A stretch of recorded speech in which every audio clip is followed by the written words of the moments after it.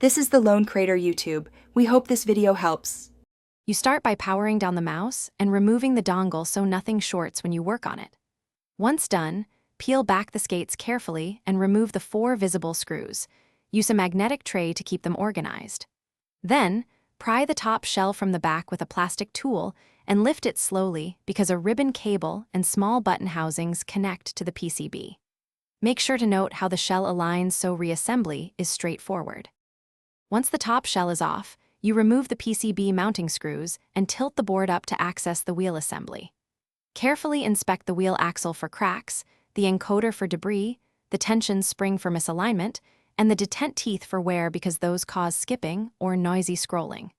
Next, clean the encoder and surrounding area with 90% isopropyl and compressed air. Make sure to hold the wheel so it doesn't spin freely while you clean. And avoid now you either realign the spring and detent teeth or install replacement parts. If the encoder is intermittent, swap it for an identical unit. Soldering may be required.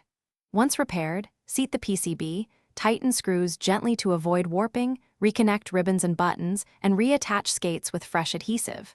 Finally, test scrolling in several apps and make sure click detents are tactile. If you still see intermittent scrolling, the key troubleshooting step is to replace the encoder or reflow its soldered.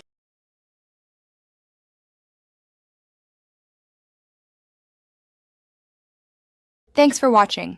Consider subscribing if we helped you.